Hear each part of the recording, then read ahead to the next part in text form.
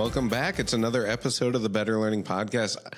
I'm joined with one of my friends here, so I want to give the context of this, but I have Tyler Dugar joining me, and because we always have really interesting conversations about education, I wanted to talk about, from his perspective, from like the parent side of it, and then also from being in the corporate world of what is he seeing of education and the next generation coming in. So Tyler, how you doing? I'm doing well. Thanks. Thanks for doing this. Yeah, I appreciate you having me on. This is exciting. I mean, we always have, like, we can talk forever about dumb stuff, and now we're recording it, so. It's good. Well, I think the timing is perfect, though, because I'm in the thick of it right now, both on the job side for what we're doing at my company, where we're in the middle of an expansion, so we're thinking about hiring and the people we get all the time, and then on the parent side I've got 4 kids, as you know, 3 teenagers and 1 almost teenager, and between their summer jobs, and I've got 1 going to college in the fall. I mean, this is coming up all the time, and You're having great conversations with them and just thinking about it a lot myself. A lot's happening. So let's start there. Well, first give the audience an idea of, like, what was school like for you coming through? Oh gosh, how early do you want me to start? Like, you going to college specifically, high school, or where are we at? Go high school. Like, when was the first time you actually, like, thought about, like, you know, anything beyond of, like, this is just school and I'm supposed to be here? Yeah, it probably wasn't until late in high school. I think in my experience specifically, a lot of times it wasn't very much student directed. It was, well, these are the classes you should take. And then if you happen to excel in a class or two, they would push you further down in that direction, whether or not you liked it or not, but say, okay, well, you're good at math or science, or so you need to take more math and science classes. And that was the direction. And I'm a little bit embarrassed to say that I didn't have that much personal direction to it. Even how I chose my original college and my original major was kind of along the same way. Well, you're good at this, you should do this. Or this is what people who tend to do well in these classes do, so you should go in that direction. And I honestly think it caused some serious mistakes. And I'm looking at both the employees that we have at our company, and again, like I mentioned, my kids and the people that I'm close to, warning them, like, don't necessarily do that. Like, play a very active role in deciding what you're going to do. And our lives intertwined a little bit through there, and it's kind of crazy. Like, we went to the same high school, but we didn't really know each other in high school. And then we ended up at the same college, which was after you had transferred to that college. So hearing you talk about the mistakes, I want to hear from your point of view, like what mistakes do you think you made when you look back at it? Well, sure. I mean, again, I'm laying it all out there. But in high school, a little context, we went to a pretty huge high school. I know there's a lot of big high schools now, but back in the day, it was fairly unique. I know there were close to 700 kids in my graduating class. I'm a year older than you. So because of that, we didn't interact. I didn't try to avoid you. You sound like a lovely person in high school. It would have been nice to know you, but we had a big group. And for me specifically, I did well in science, and okay in math, but it was just like, you should be in engineering, definitely go to engineering. And then we were in the state of Illinois at the time, and the University of Illinois is an outstanding engineering school in general. So, well, you should apply to the University of Illinois engineering school, and here are some other engineering schools. So because of that, I limited to just engineering to University of Illinois, Wisconsin, and Purdue, those 3. And then as a wild card, Miami University, because my dad's company happened to be hiring some people from Miami. And he said, yeah, I heard good things. Why don't you apply there too? And that was about it. So with that in mind, it became the path of least resistance, to be very transparent about it. It's just that of that, I think in my graduating class, something like 78 people went to University of Illinois, just from that class. It's like, okay, well, we're all going together. Why not? Let's continue this from high school and do this. So that's what I did. I applied to the engineering school. I got in, and then it just seemed more logical than some of the other schools I applied to go there. So I went, arrived on campus, and like really probably my first week was the first time I really had any clue what engineers truly did for a living, and not only what my classes were going to look like for the next 4 years, but what my life would look like in that. So when you're in that situation, you meet some other kids, and sometimes they've been diehard engineers since, 7th, 8th grade. They've loved this stuff, and that's great, and that's fascinating. Others, there was a lot just like me that said, okay, let's figure this out together. Let's do this. But as the classes got more and more, for me, I just realized this is not a good fit. Not only do I not enjoy the classwork, but I really, even at that point, I don't think I had a good vision of what the job would actually be once I'm there. So what sparked your transfer then? Was it because you didn't think you were in the right major, or was it more social aspect of like, hey, I just don't like the school, I'm going to try a different one? No, the school was great. The people were great. The college experience was fine, but it was the bigger questions that I probably should have been asking as a 15, 16-year-old. Like, what do I want to do with the rest of my life? Am I on the path to get there? So once I started asking that, I realized it definitely not engineering. And the irony is all day long in my current job, I work with engineers all the time, and I don't want to disparage the profession in the slightest, because it is an awesome skill set. I wish I had it, and wish I was wired that way, but I'm just not. So what transferred it, or what did what caused the move, is I mentioned Miami University as a wild card when I looked at all those engineering schools. That was really the only one that I evaluated as a school without engineering. And they believed at the time, I think they still do, they called it the Miami Plan of Liberal Education, where they just start you off the first couple of years, regardless of how set you are, knowing exactly what you want to do. They give you a very wide range of classes you need to take for general exposure to other areas.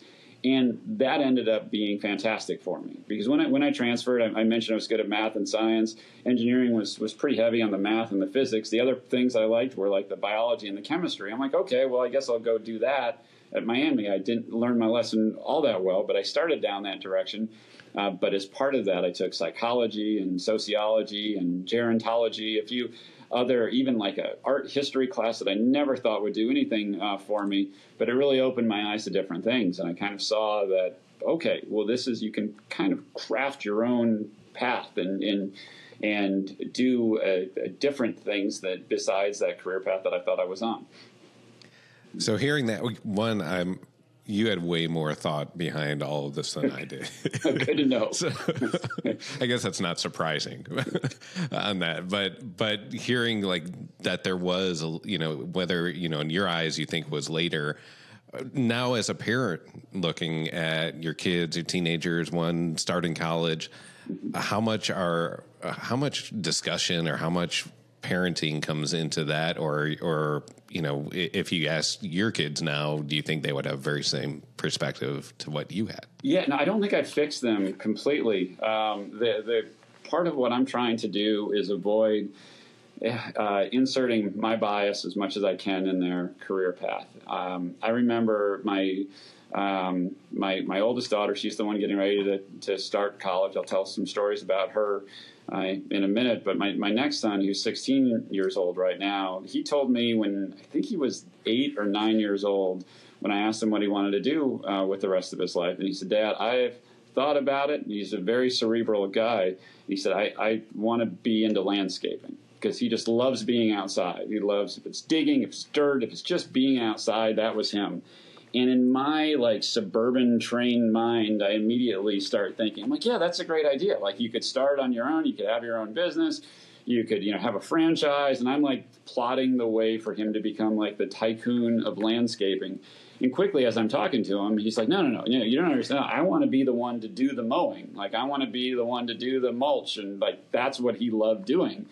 And that kind of it was a great awakening for me, because I'm like, if that truly is what makes him happy and the passion, far be it from me to steer him into a direction of a lifestyle I think he should have, or getting an 8 or 9 year old worried about that he might not make enough money to do what he wants or anything like that. So I said, all right, I'm just going to take a step back and truly let these kids figure out what makes them happy.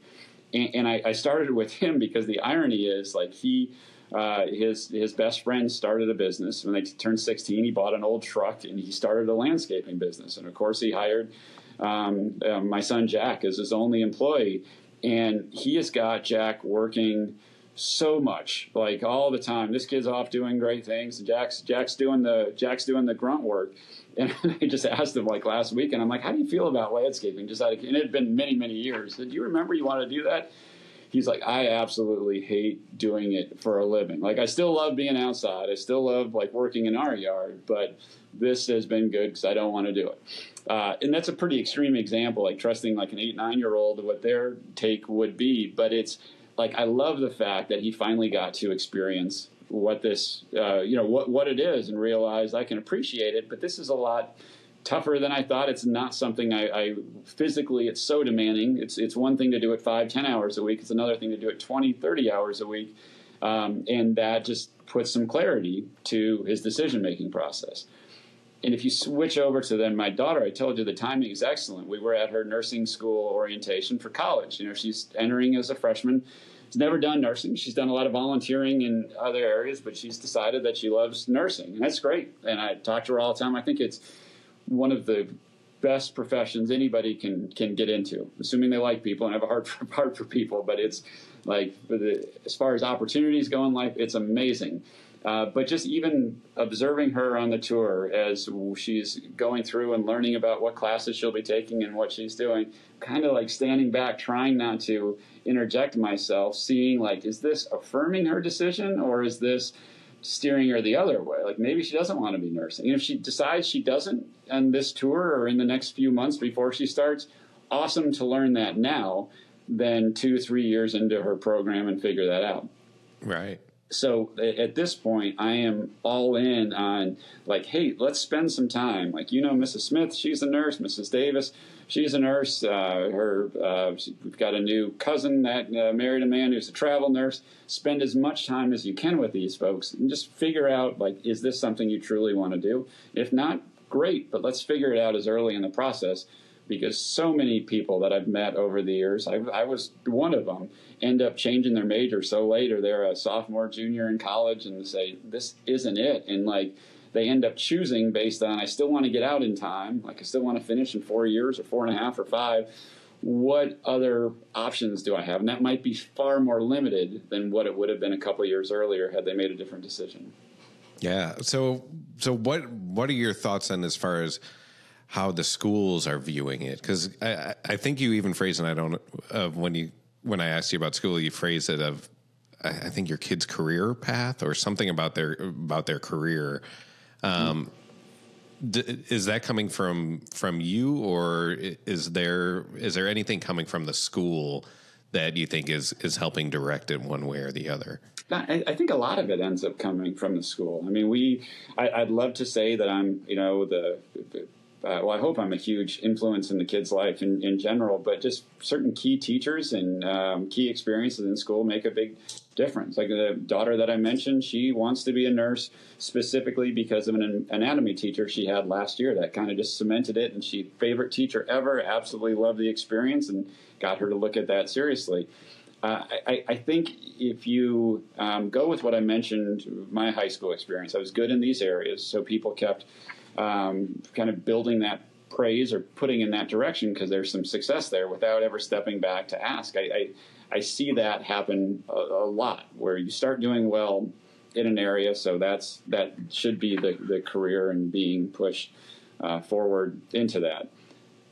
The other thing that I think we sometimes fail to realize, or maybe just put too much pressure on kids, is letting them think that as 14, 15, 16 years old, that they have to decide what it's going to be. It makes it much easier. Like my next son down the road, the 14-year-old, he absolutely is cut out to be an engineer. He's a guy that loves drones, 3D printing, robotics. He loves building things, fixing things, all that. Like that is where his passion lies. He happens to be good at math and science too. Great. He's a guy that knows, and if he's in a bunch of programs for future engineers, all that stuff. That's amazing. I wish I was that focused back then and like that. So for somebody like that, it's great.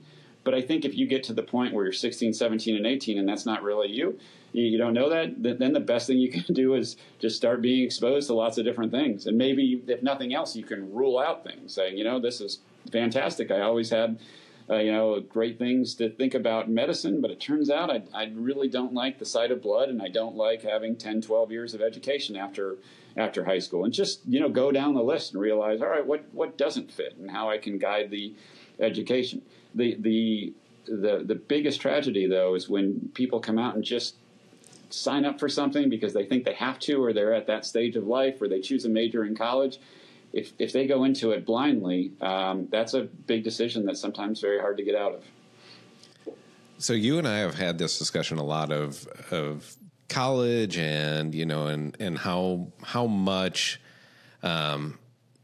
it matters and what college and just making sure that kids are prepared. But we've also had the discussion of like how much the parent, like our generation, that was our path. It was, and especially the high school we went to, I mean, they are known of like, it is like 99.9% are going to college. And it's not a matter of if you're going to college, it's a matter of like how good of a college you're going to.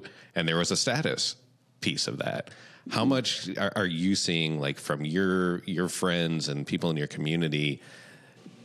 Is that stigma, or is like that element still come into it of kind of like the parent projecting, like whether my kid is successful or not based on what they're doing after high school? Yeah, I can answer that several different ways. I think, is it still there? Absolutely, it is. Where a lot of parents will talk about it. I think kids feel pressure to do that. I know I will do my best.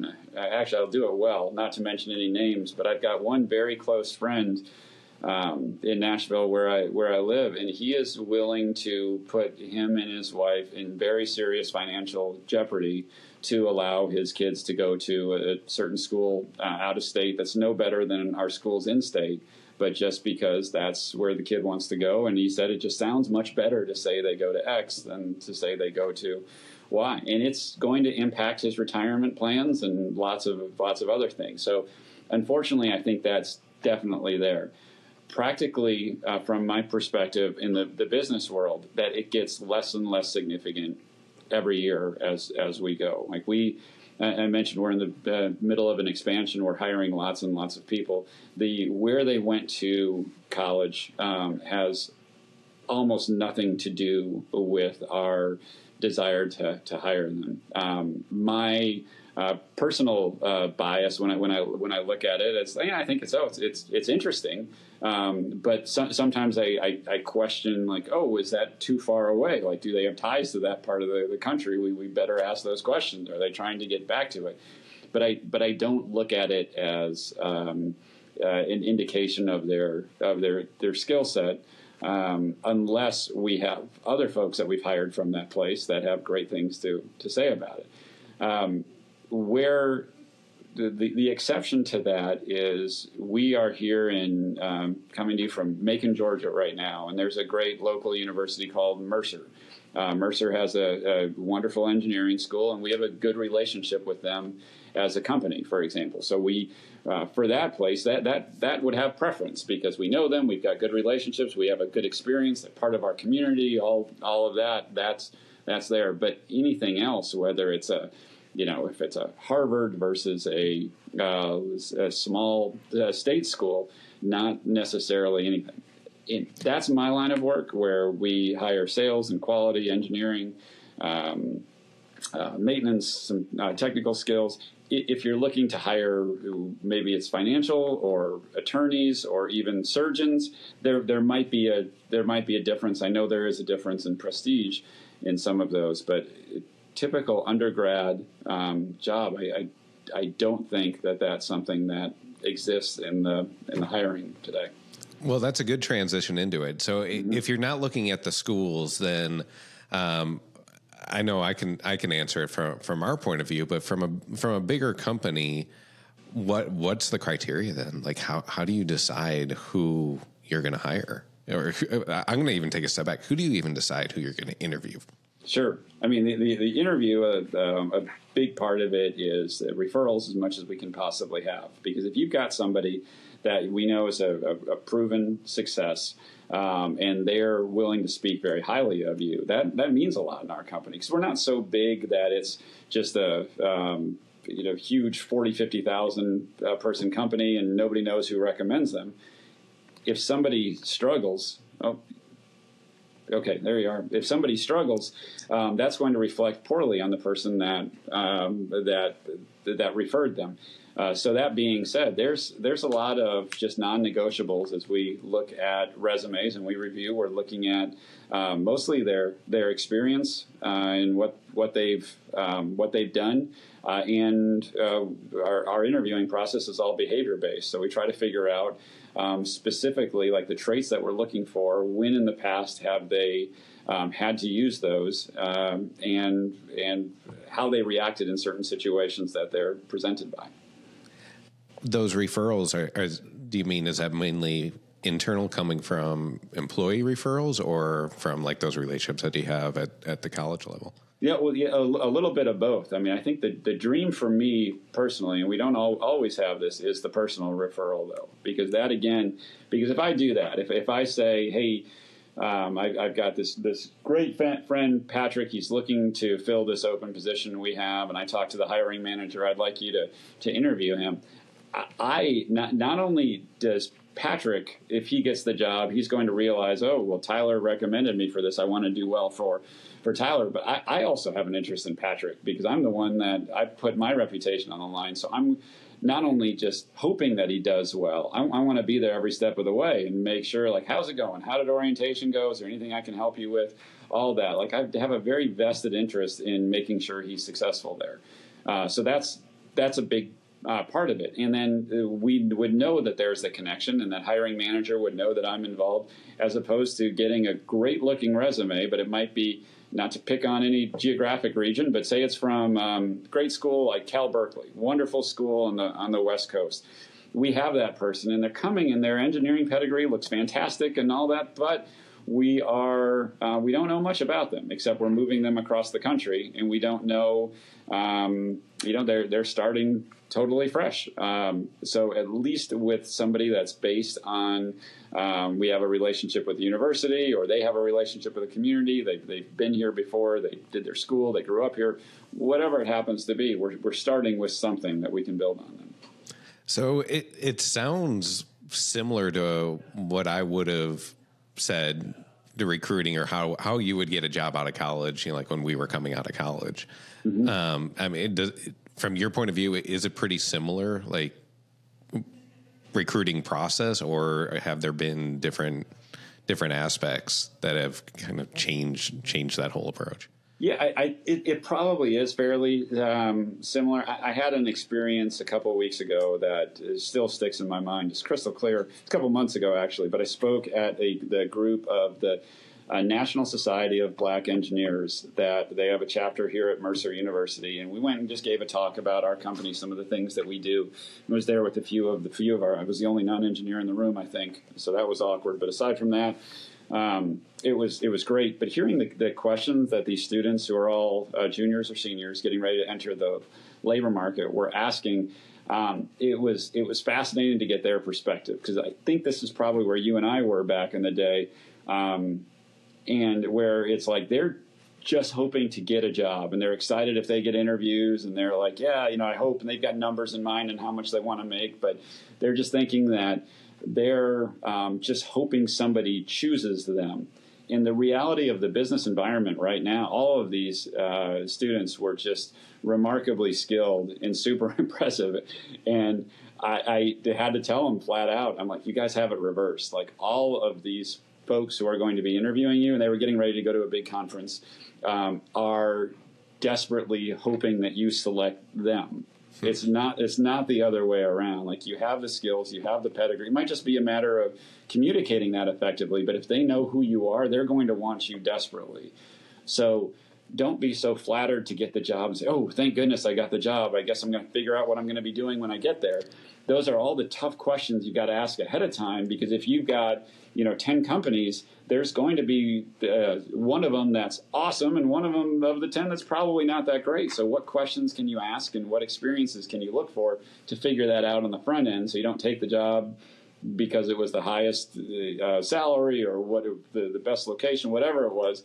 You want to figure that stuff out early and have more power. Because when you and I interviewed at the CPPO, the Career Planning and Placement Office at Miami University, I just remember, did I say the right thing? I hope they liked me. I hope I get a call back. And it was just, just almost pathetic when I look back at it, just hoping that I'd be selected, not knowing the true power that you have if you know your skills and what you can do well.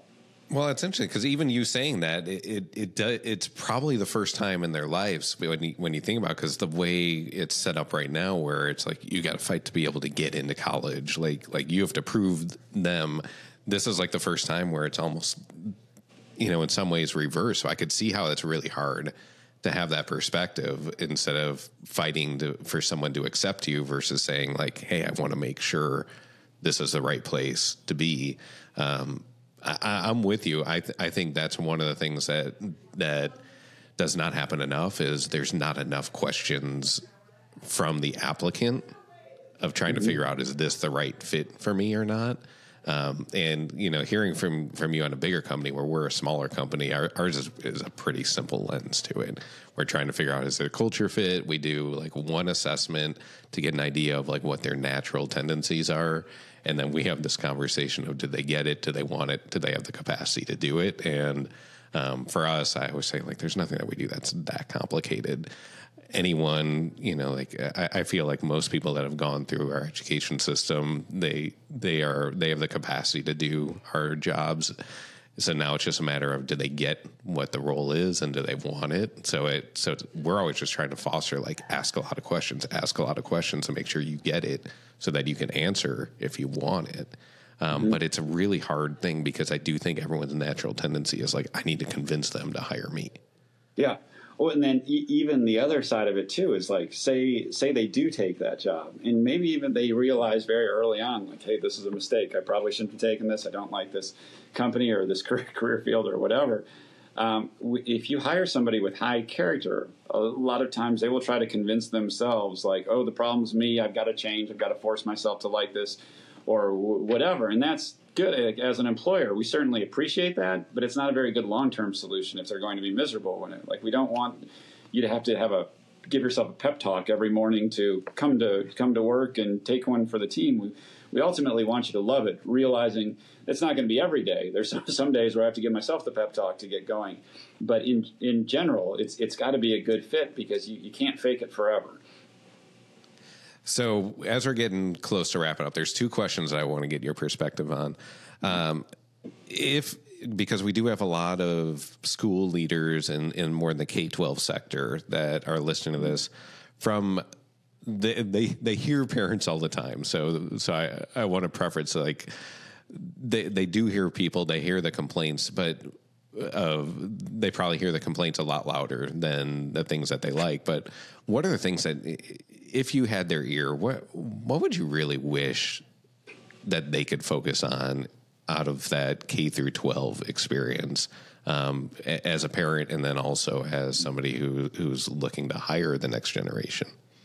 Good. Well, I should, full disclosure, I should indicate that I do have their ear. My wife is a teacher at the younger age, but at the high school level, I think that, number one, they're doing a fantastic job because there's so many different things that they're trying to balance. And these poor kids, knowing a lot of them between my 3 teenagers and the one extra, there's so many other distractions in their life beyond thinking about what their career path is going to be. So the first thing is just how much we appreciate them, how much we see them, and how much they absolutely matter, even if we don't tell them that enough and they just hear the noise. The second thing is that anything that they can do to give the students a realistic view of what a life looks like after after high school, with an open mind, not saying like, okay, this is pretty much everybody in this area goes to college, so you don't have to worry about your career yet. If there are programs to expose sophomores, juniors, and seniors to like, this is what, like, I almost think of the show and tell or career day in grade school where you have the police officer, the fire person come in and they're telling what their job is. Anything like that would be fantastic, because I just think, and I might have been more ignorant than most, it's like, okay, I hear engineer all the time, I know what they do, but I really didn't understand. Or even if I did, nurse is another great example, or doctor, for example. There is so much diversity within all of those different fields that a lot of times kids don't necessarily know. And you could throw just about anything, law enforcement, lawyers, whatever it is. So if we can expose the kids to show them that this is the job and this is what it can look like. You can be a vet, and that's great, and you can work on puppies and dogs all day, or you can work at the zoo and you're doing things with giraffes, or you can be on farms, and just all of that extreme difference between the jobs, what it would look like, what it takes to get there, because that might be what truly inspires the kid. And I'm giving you a very long answer on this, but I think it's the other side of that. It's just important not to pigeonhole somebody into an area where they might be good at, or they might show some aptitude, but to give them other, to let them know that they still have plenty of time to decide. That's great. We think you'd be fantastic at this job because you clearly have the skill set for it, but it's part skill and part passion. You've got to make sure you've got the passion in life to do it, because the skill will take you decently far, but you're going to need passion to finish the race with it. That's interesting hearing you say it. It sounds much more like career focused at a younger age. I would just say, from going to educational conferences and being around that, they actually, and they may answer it differently, but my read on it is that there's really not that much focus on career in the K-12 experience. It is all about just preparing them for that next stage of life, whether it is college or whatever, like whether it's a job or military or service, like some other aspect of it. It's almost like they aren't even viewing that as part of their responsibility. It's more of like, we're supposed to just get them to that next stage, and then they'll figure out that next piece on their own. Yeah. No, that's a fantastic point. And a lot of time, the path can be so different. Half the people we hire are college educated. Half the people we hire are not. And I struggle to find differences between their happiness or the factors or their influence in the community or all of those things. So you can have extremely productive lives with a number of different educational journeys and a bunch of different career paths, all of those things. So I would just hate for somebody to have a complex because they chose not to go to college and went to a trade school, or the opposite. Somebody feel like they've missed out and they're stuck in a job they don't like because they spent way too much time, pursuing this career, and now they almost feel obligated to do that career, even though they'd be much happier doing something else.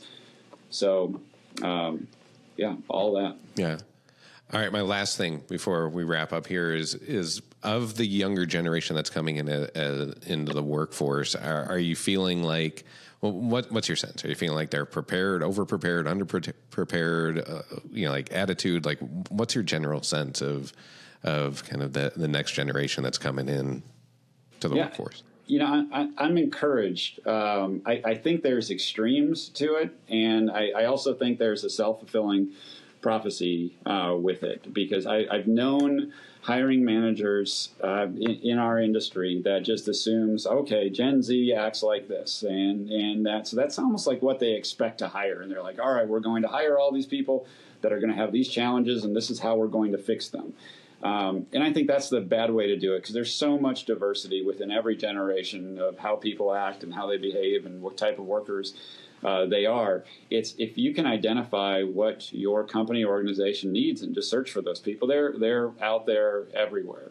So there are some subtle differences that we've had to adjust to. Like I went out a couple months ago, and there was somebody in our waiting room for an interview, like literally wearing pajama pants for one of our hourly jobs, and that was a little extreme. But I'm like, you know what? It's COVID's happened. Different things have happened over the last 10 or 15 years. People are far more relaxed, and technically it wouldn't impact their job.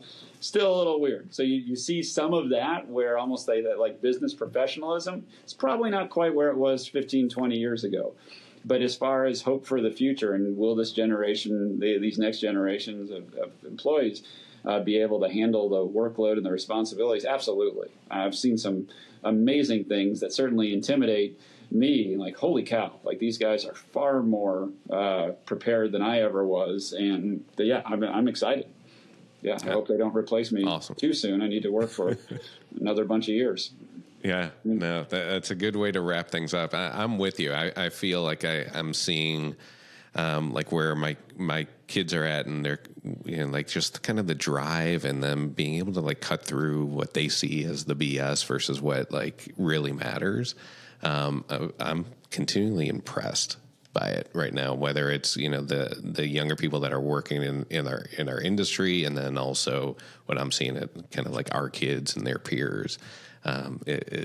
To me, I'm super optimistic about it, even though the overriding, I feel like, tone of education has been negative in this country. The actual output of the kids that are turning into adults, I've been nothing but impressed. Yeah, don't be tempted to group everybody into the least common denominator and all that, because there are some exceptional people coming through our education system and doing great things. Yeah. Awesome. All right. Always good to talk to you. To the listeners, just make sure you hit subscribe wherever you're listening. And betterlearningpodcast.com is the hub for everything. So if you have an idea for a topic or a guest, or if you think you'd be a good guest to have on here, go ahead and fill out the form on there. We have a group that looks at that and is continually looking at ways that we can make sure we're having a bunch of different viewpoints into this conversation, because at the end of the day, we all care about the best opportunities for every kid. So, Tyler, great talking to you. Great talking to you too. Thanks. All right. Awesome. You good? I'm good. All right, cool. Yeah. All right. Just mildly stressful, but I appreciate it. You did awesome. I kept replaying. I'm like, is that all? Okay, I'm not sure. You didn't embarrass anyone. Okay. I don't think your kids are going to be embarrassed. Emily's not. Your employers will be happy with you. What about Rockpile? When I said Patrick, I was thinking about Rockpile. I mean, Rockpile and Big John are probably going to be the ones to be like, come on. Like, yeah. If I said Big John, nobody would think I would hire Big John. So that would not be somebody that's come through. Yeah. Okay. Awesome. All right. Thanks for doing this. I'll let you know. Matt kind of puts everything together. I don't know where we're going to do it, since we had a last minute cancellation. Yeah. So thanks for jumping in. Yeah, obviously, if it never sees the light of day, I won't be offended. But I'll send you the stuff he needs, and figure it out. Okay. Awesome. All right. Always. All right. Say hi to Emily. Talk to you later. Okay. Thanks. Bye. The views and opinions expressed in the Better Learning Podcast are those of myself as an individual and of my guest, and do not necessarily represent the organizations we work for, the Association for Learning Environments, K-12, Education Leaders Organization, or Second Class Foundation.